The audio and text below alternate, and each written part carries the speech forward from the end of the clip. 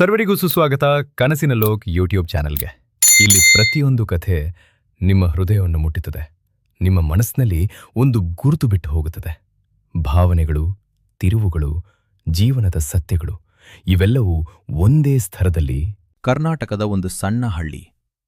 ಅಲ್ಲಿ ರಮೇಶ್ ಎಂಬ ಒಬ್ಬ ಸಾಮಾನ್ಯ ವ್ಯಕ್ತಿ ಬದುಕುತ್ತಿದ್ದ. ಸಾಮಾನ್ಯ ವ್ಯಕ್ತಿ, ಆದರೆ ಅಸಾಮಾನ್ಯ ಅಪ್ಪೋ. ಅವನಿಗೆ 2 ಮಕ್ಕಳು, ಅಜಯ್ ಮತ್ತು ಕಿರಣ್.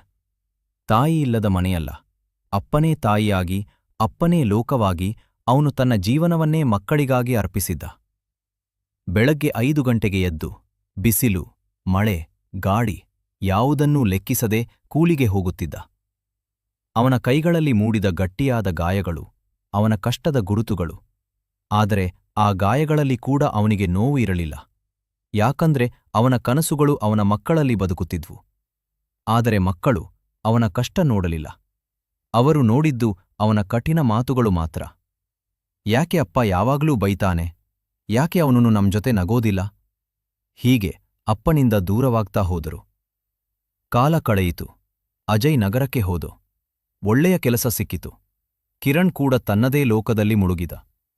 ಅಪ್ಪನ ಕರೆಗಳು ಮಿಸ್ ಕಾಲ್ ಆಗ್ತಾ ಹೋದವು. ಅಪ್ಪನ ಪ್ರೀತಿ ನಿಶ್ಶಬ್ದವಾಗಿ ಉಳಿದುಬಿಟ್ಟಿತು.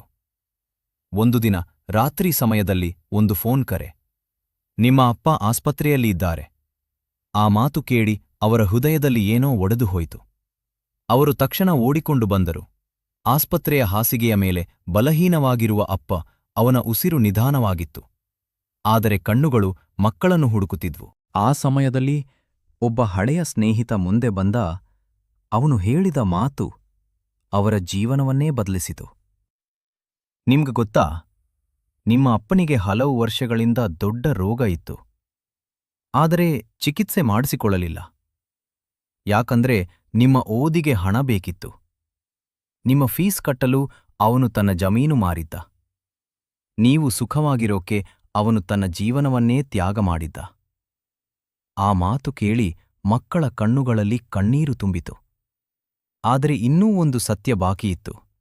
ಡಾಕ್ಟರ್ ಒಂದು ಲೆಟರ್ ಕೊಟ್ರು. ಅದು ಅಪ್ಪನ ಕೊನೆಯ ಮಾತು. ನನ್ನ ಪ್ರಿಯ ಮಕ್ಕಳೇ, ನೀವು ನನ್ನನ್ನು ಅರ್ಥಮಾಡಿಕೊಳ್ಳದೇ ಇದ್ದರೂ ನಾನು ನಿಮ್ಮನ್ನು ಎಂದಿಗೂ ತಪ್ಪಾಗಿ ನೋಡಿಲ್ಲ. ನಾನು ಕಠಿಣವಾಗಿ ವರ್ತಿಸಿದ್ದು ನೀವು ಬಲಿಷ್ಠರಾಗಬೇಕು ಅನ್ನೋ ಕಾರಣಕ್ಕೆ. ನೀವು ನನ್ನ ಜೊತೆ ಸಮಯ ಕಳೆಯಲಿಲ್ಲ ಅಂತ ಬೇಸರ ಇಲ್ಲ. ನೀವು ಸುಖವಾಗಿ ಇರೋದು ನನಗೆ ಸಾಕು. ಒಂದು ದಿನ ನೀವು ನನ್ನ ಪ್ರೀತಿಯನ್ನು ಅರ್ಥಮಾಡಿಕೊಳ್ತೀರಾ ಅಂತ ನಂಬಿದ್ದೇನೆ. ಅಜಯ್ ಮತ್ತು ಕಿದೇನೆ, ಅಜಯ್ ಮತ್ತು ಕಿರಣ್ ಅಪ್ಪನ ಕೈ ಹಿಡಿದು ಅತ್ತರು. ಅಪ್ಪ, ನಮಗೆ ಕ್ಷಮಿಸು. ಆದರೆ ಆ ಕ್ಷಣ ಅಪ್ಪನ ಉಸಿರು ನಿಂತು ಹೋಯಿತು. ಕೆಲವು ದಿನಗಳ ನಂತರ ಅವರು ಹಳ್ಳಿಗೆ ಹಿಂತಿರುಗಿದರು. ಅಪ್ಪನ ನೆನಪಿನಲ್ಲಿ ಒಂದು ಶಾಲೆ ಪ್ರಾರಂಭಿಸಿದರು. ಅವರು ಈಗ ಅಪ್ಪನಂತೆ ಬದುಕುತ್ತಿದ್ದಾರೆ, ಸರಳವಾಗಿ, ನಿಜವಾಗಿ. ಅಪ್ಪನ ಪ್ರೀತಿ ಅರಿಯೋದಕ್ಕೆ ಅವನ ನೆರಳು ಕಳೆದು ಹೋಗ್ಬೇಕಾ? ಈ ಕಥೆ ನಿಮ್ಮ ಹೃದಯವನ್ನು ಸ್ಪರ್ಶಿಸಿದ್ರೆ ಒಂದು ಲೈಕ್ ಮಾಡಿ, ನಿಮ್ಮ ಅಭಿಪ್ರಾಯವನ್ನು ಕಮೆಂಟ್ನಲ್ಲಿ ಹಂಚಿಕೊಳ್ಳಿ. ಇನ್ನಷ್ಟು ಹೃದಯ ಸ್ಪರ್ಶಿಸುವ ಕಥೆಗಳಿಗಾಗಿ ನಮ್ಮ ಚಾನೆಲ್ ಸಬ್ಸ್ಕ್ರೈಬ್ ಮಾಡೋದನ್ನ ಮರೆಯಬೇಡಿ.